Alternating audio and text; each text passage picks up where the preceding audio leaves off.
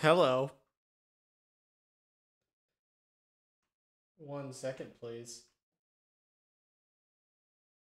Just gotta make sure that I got chat up. Okay. Let's also move this mic a little bit closer to my computer and take that off. We don't need that there. Hello. My name is Alex Duff, otherwise known as Sheepwave. Uh, that's my band name and my YouTube channel name. Welcome. We are going to continue recording the song that we started a little bit ago, and by we I mean I started it, and then I started live streaming about halfway through the process. When we left off, we were facing a challenge where we were trying to get the bass to work with the tempo change, which I don't know if it's native to FL Studio only, but tempo changes tend to mess with recordings a little bit. So we had a little fun time getting that solved towards the end of the last live stream, and ended up recording these two bass tracks here. So we're gonna continue editing the bass here, and then we're gonna record one of the rhythm guitars. And I think that's about all the time I'm gonna have to record tonight. But let's just, as I say in as the cool kids say these days, jump onto it. So, to start off, hello. 1 second. Is this important? Oh, it's just my dear sister texting me. Okay. I'll respond to her later. So, the first thing I want to do is, if you watched the last live stream, the recording of it, you'll remember that this bridge starts off with a held out bass note, and I want to keep that. So before I work on any of these parts over here, I'm more worried about making sure I've got a good held out bass note. And I think this last one was pretty good, but let's just take a listen, see how it sounds.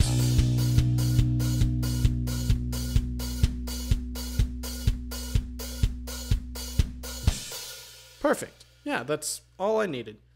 So now we'll just click there. So you saw how those clips shrank and everything. That's basically the problem that we were facing. But it's okay because I'm smart.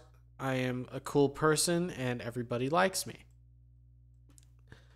None of those things were really true, but let's act like they were and move on anyway. Okay, so now let's just see where we're at with this. Okay.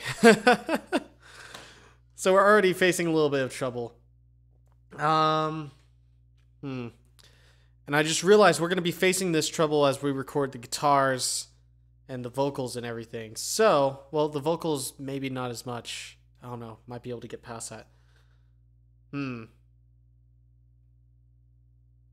Okay, so we might want to actually undo recording these two bass parts and go with the third solution I was talking about the last time, where we export the drums and put everything in, put that recorded drum back in, and since the tempo change will be applied to that drum track, we'll take the actual tempo change out, so it's not happening on the platform end, it's happening on the recorded track end, and we'll record our bass to that.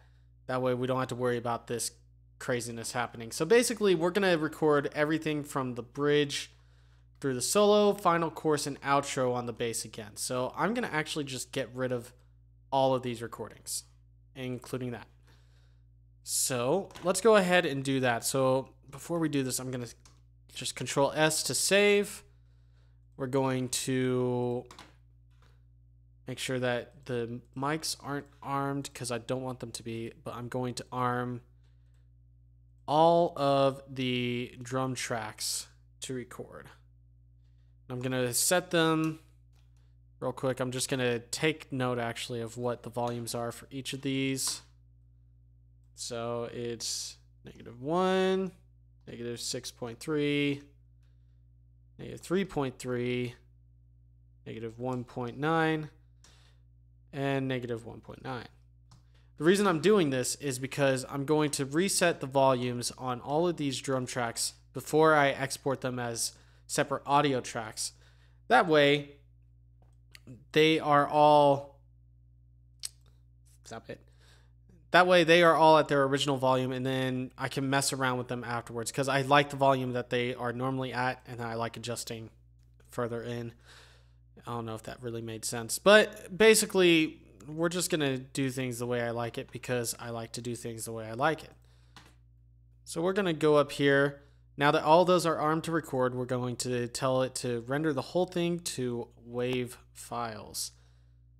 And rendering 5 mixer tracks for the full song. Let's...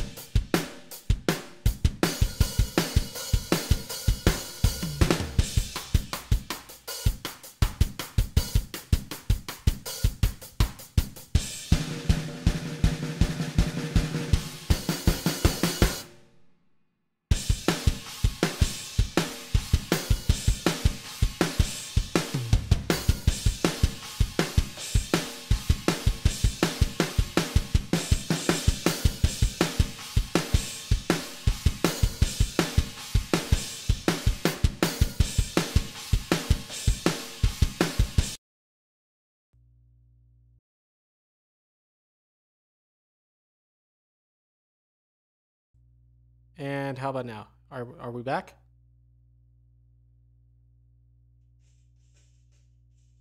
Okay, so that was kind of weird. So, discovered something new. Whenever I try to export files like that, it starts playing the drums for you guys randomly. Not sure why, but that's what happened. So, luckily, I was able to fix that because I'm brilliant. All right, all jokes aside, because I'm not brilliant. Now, we should see, yep. Okay, so right here is where that, one sec. Okay, we're gonna turn off that automation. So right here is where that speed up is supposed to happen, right at bar 117. But we see that the speed up happens over here at 122, which means our tempo change trick worked. It also means that we need to move this to like right there and just see it.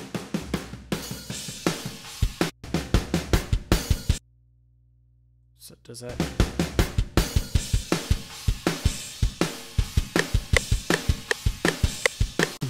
Wow, it's amazing. That like nearly lined up a whole measure or a whole 4 measures later. Don't know how to explain that. That's pretty cool, actually. Okay. So now we've got our drum tracks recorded, which is pretty cool anyway. So what I'm going to do is we're going to grab this. And for the sake of making everything a little bit easier and keeping a lot of this so it doesn't get taken away, I'm going to actually create a new timeline. So what this means is that the way that everything is set up here, you can have multiple timelines now within FL Studio. So this all, could you just select what I'm telling you to select? Hello, thank you. So the way everything's set up here, where all the tracks are and everything, all of this is all one timeline. But we can make another timeline. Dang it. Where we have all this stuff, but without this original drum track and without the other guitar tracks. just because, you know, we're worth it. Actually, you know what? An easier way would be to just copy all this and then arrangement. Or we could just clone. You know, I'm learning all sorts of things right here. Non-tempo changed timeline. Let's call it that. Boom. So now we can switch back and forth between arrangement, which is our original arrangement, and the non-tempo changed timeline, which is our new one. And what we're going to do with that is we're going to erase the tempo, and then we're going to erase the drum patterns. Now, they're not gone for good, because if I really wanted those drum patterns back, I could go back to my original arrangement, and voila, they're all there. But I'm happy with what I did with the drums. I don't think any changes are necessary, and I've got them recorded all as separate tracks anyway. So, la-da-dee, la-da-da. Isn't life grand? So I'm going to go ahead and just make these all kind of consistent. So I'm going to call this kick, because it's the kick track, and I'm going to assign it to the kick drum track. We're going to call this one snare, and give it that green color, and assign it over to the snare track. We're going to unarm these because I don't want them recording anything again, because that would be a pain in the neck. So this one is going to be hi-hat, and it's going to be assigned to track number 8, which is our hi-hat mixer track. This one's going to be 9 because that's our toms, and we're going to rename that to be, toms. Give it the green color. And then the overheads, which is on track 10. Going to rename that to be OH for overheads, green.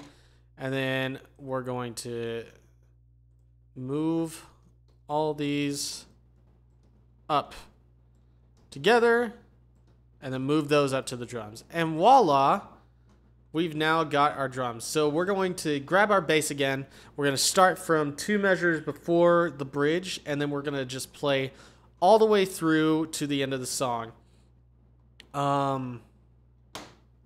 Let's see.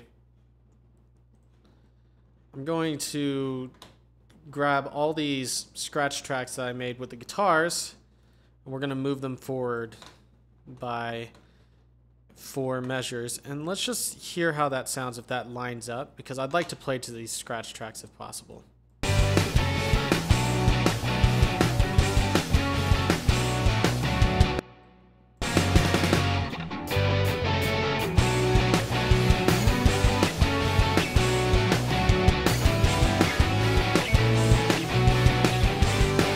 Okay, so if you see here, these hi-hats are supposed to be directly on the beat. So as a result of the tempo change, it's not exactly synced up.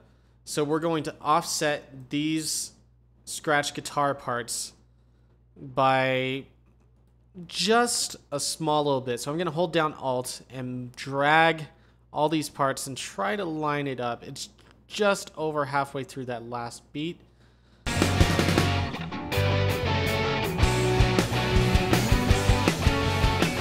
Okay, that's a little better. Also, I'm going to go ahead and get rid of this scratch bass because I don't want it. All right, so let me go grab my bass. We'll turn on the other camera, and then we'll get cracking on recording. Yo.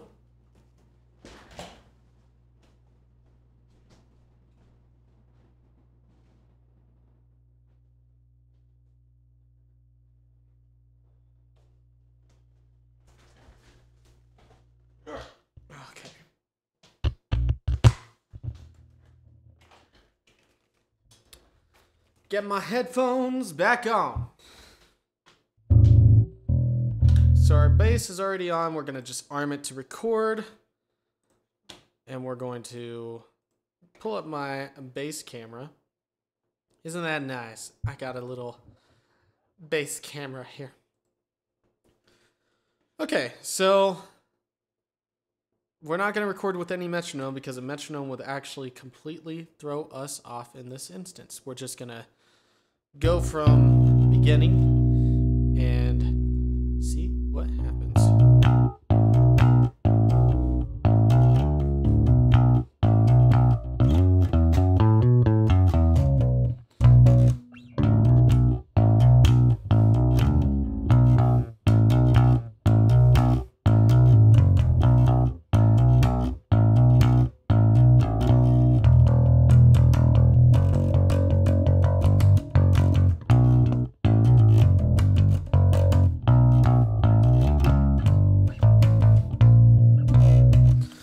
make sure I'm kind of prepared before I start recording, because I'm probably gonna have to do this 3 times. I like to do 3 times all the way through with my tracks, because of this tempo change, you know, we're having to get a little bit more creative. So you know what? Let's just stop talking and get into it.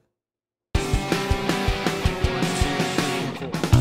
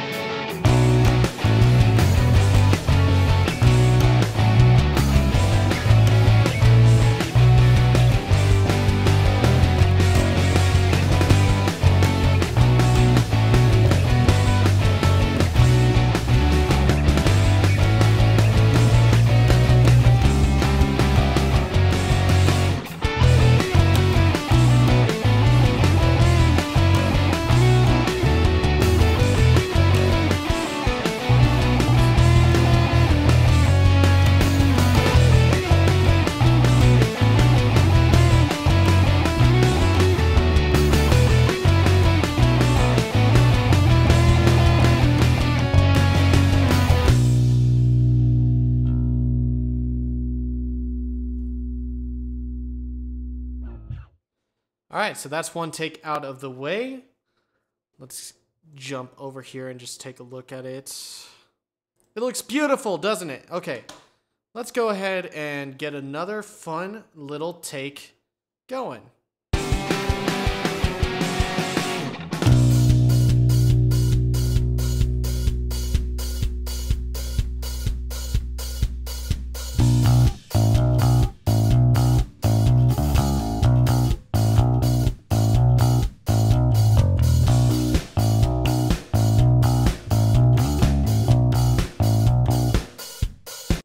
I'm gonna stop that one, A, because my headphones were kind of tugging on my head a little bit and I didn't appreciate that feeling. And B, I didn't play that quite right. So I'm gonna go ahead and undo that recording. If it was a small mistake, I would have kept it, but because I kind of messed up the whole sequence there and didn't play it right, and my whole goal is to have 3 of these really well. Nah, not on my watch. 1, 2, 3, 4.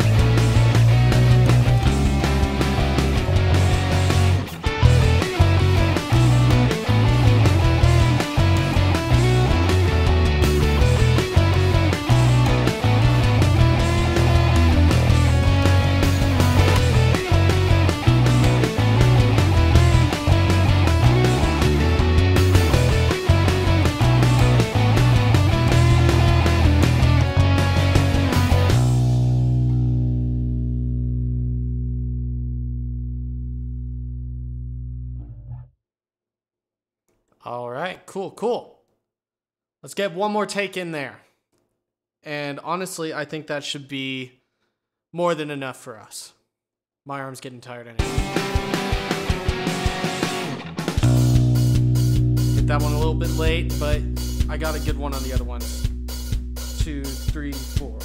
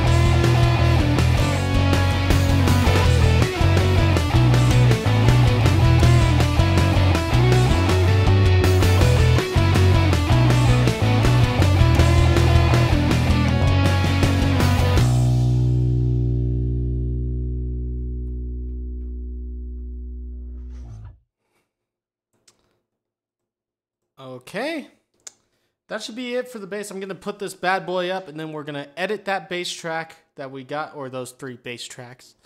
Take the best of each part, and then we'll probably call it a day from there. And then tomorrow or sometime in the next few days, we're going to take care of those pesky guitars, because we've set ourselves up for success with the drums and the bass. Give me a second, guys. Boop.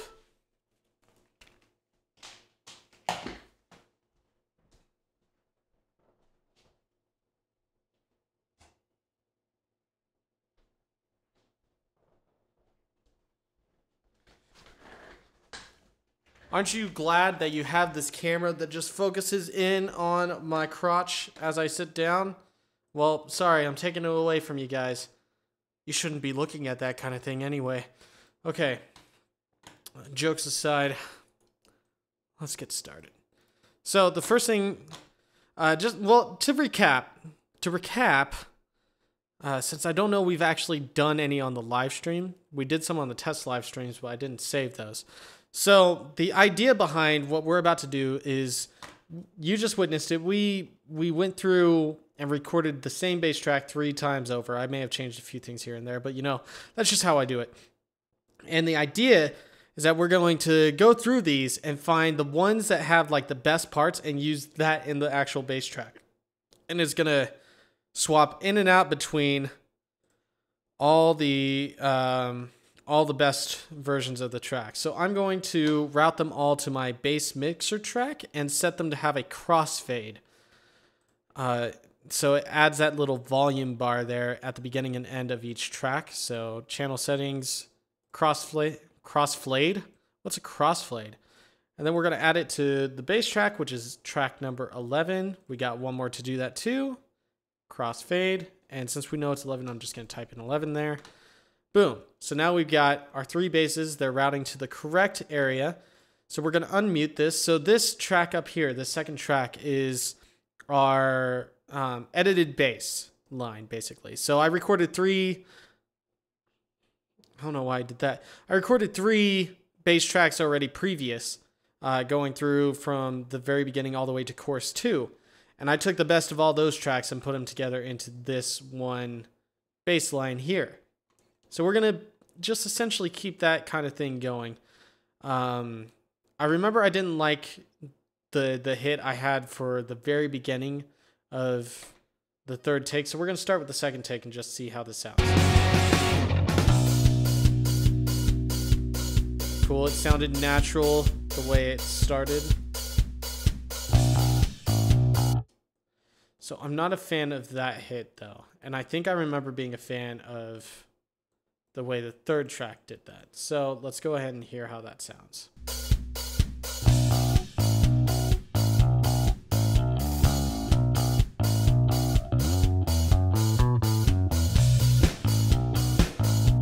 So I liked everything up to that point. I even liked it. It's just I'm not sure if that's what I want to keep.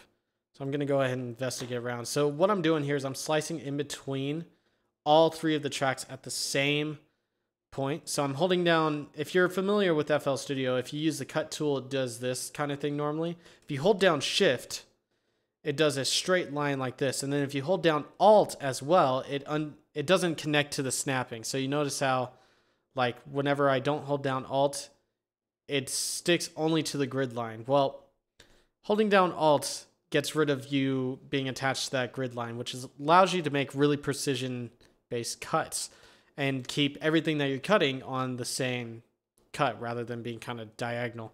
If you've ever tried working with this tool, that hopefully makes sense to you.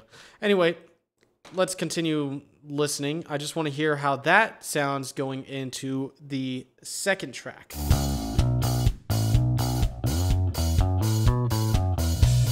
Let's take a listen to the first. I like that second one. But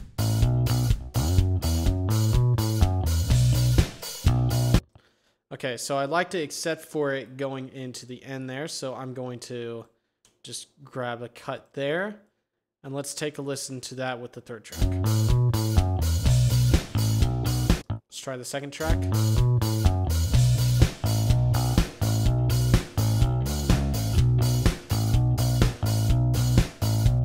So I like that up to that point, so we're going to cut that.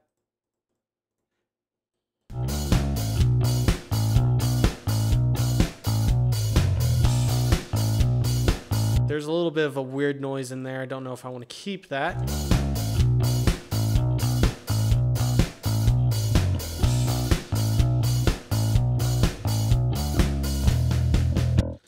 So I know I like the beginning of this first one here.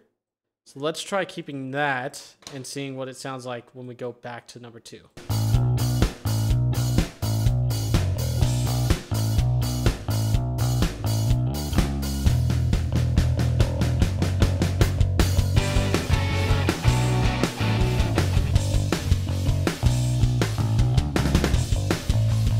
Okay, so I liked it all the way up to that point, so we're going to keep all of that. And now let's take a listen to what it sounds like with the third track there. Because of that crossfade, we're still getting a little bit of that weirdness. So I'm just going to pull this. Did I even pull it back a bit? Okay, so I'm just going to pull it back probably about... Well, honestly, let's just undo that. And let's pull it back by a whole thing. And let's match all the other ones up to it. Close that history thing. I hate that being open. Oh, playing the same track. Don't want that.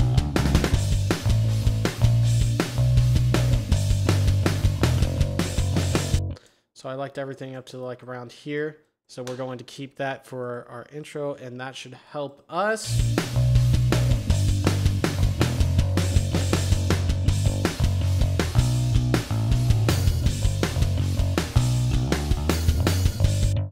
Yeah, definitely didn't like that. I liked it up to here, but I didn't like the rest of that. So let's go ahead and keep moving forward. Control S to save. It's important to save, kids.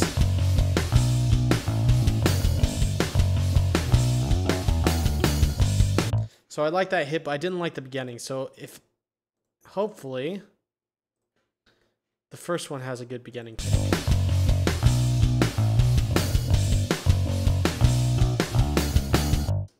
Okay, yeah, I did. It'll do. It'll definitely do.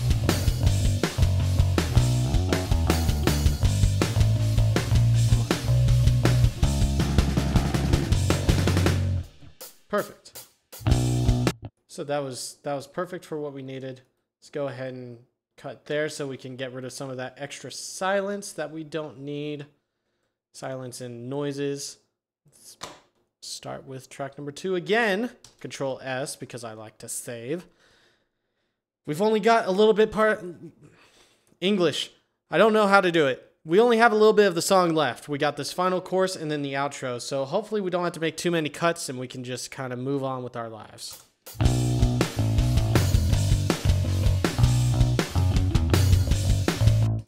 Okay, so it was fine up to that point. So let's go ahead and move that up. Let's try listening to track number 3.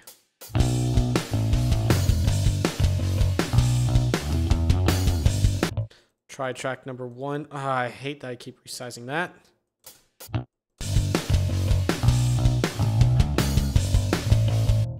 So I like that for just that little run there. Let's see if we can get a better... Because of that crossfade, let's go ahead and do that. Ooh, this one's going to be tough. So let's try right there, doing some manual adjustments.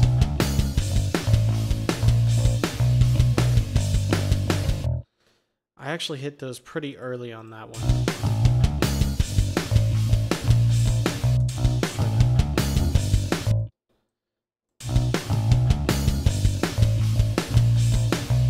There we go.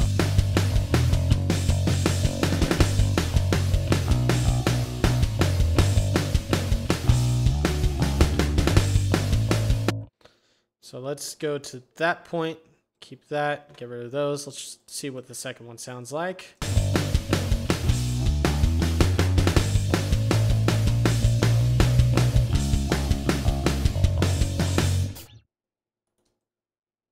I like that up until those last hits. Let's hear what 3 sounds like.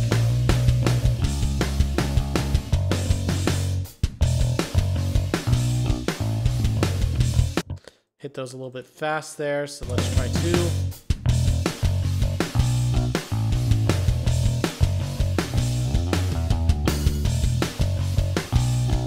So I like that up until that run that I had.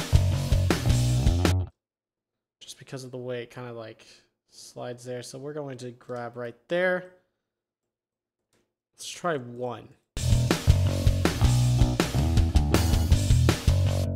Yeah, that's not going to work out. Okay, so I remember hitting the wrong note there, but I like that run that I had for that one. So let's try switching it back to track number 2. And let's just help out that crossfade a little bit.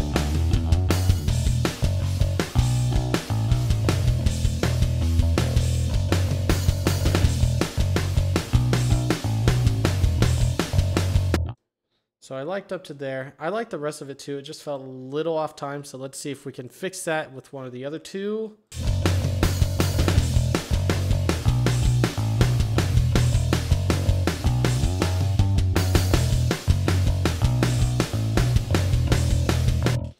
Okay, I think that one was much better up to that point. So let's try number 2 again.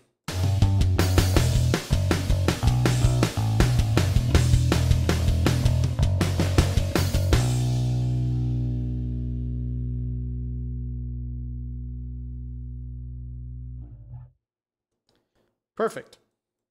And voila, our bass is now one solid track. So the last thing I'm going to do is I'm going to go through and name and color each of these tracks because I like to be fancy. So we got bass 1, bass 2. And there's another reason I'm coloring these tracks other than being fancy.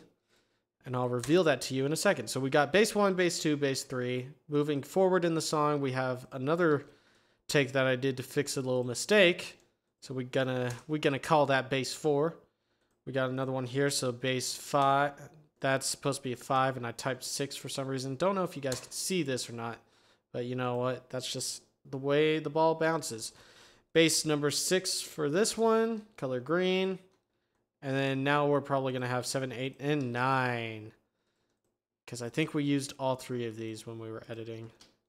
8, So this is quite a few tracks for the bass, but because of that funny situation that we had with the tempo change, we ended up with a few extra bass tracks than we were supposed to have. So here comes the other reason why I like coloring in those bass tracks as I go. So we know that all these that are colored in and numbered 1, 2, 3, 4, 5, 6, 7, 8, 9, these bass tracks are being used in the song. These 3 here are not being used in the song because I didn't color them. So we're going to save real quick before we do this, but I'm going to select all 3 of those. And I know 2 of those for sure aren't being used, and I'm 95% sure the other one's not being used because I didn't color it and it wasn't there in that bass track. So I'm going to go ahead and delete, and then I'm just going to scroll through one more time just to double check that nothing's missing now that I've deleted that. We're good. Boom. Bass is edited, and we're going to do the same process for the guitars moving forward. We're going to start with this guitar rhythm here.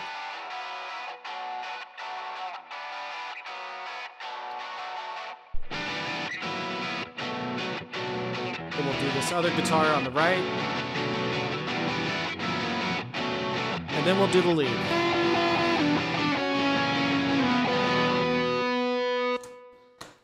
But we're going to save that for another night.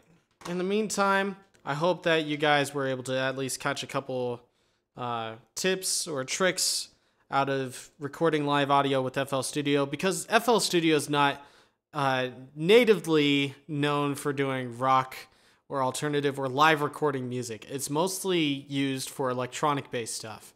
I've been using it for so long that it's just kind of my go-to digital audio workstation. So I don't feel like switching to another one, so I decided to learn how to do rock within FL Studio. This has been the best way I could figure it out. So hopefully if you guys are kind of in the same situation, or you're just curious about recording some live audio within FL Studio, this can kind of help you guys, as well as give you a glimpse into how I write my songs and how I like to go about the recording process. Hopefully, you guys had fun with this. I know I had fun. One last thing before we go. You remember I wrote down all those, you might not have seen it, but I wrote down all those volume values for the drums. I'm going to go ahead and set those before I forget. So this one, kick was at -1. Delete that. 6.3 for the snare. I want to be as exact as I can because I like the way the volumes were. Come on, it keeps snapping in between the 2 and 4. There we go. 3.3 and then 1.9 for the... That can't be right. 1, 6.3, 3.3. Yeah, it is. Okay. 3.3 and then 1.9. Oh, it looks like the overheads weren't switched at all. So we might just keep those at center volume because that should be the correct volume anyway. We'll unarm the bass and we'll actually turn off the input. That way we're no longer recording bass. We'll save, and then we're going to stop there. Thank you guys so much for watching.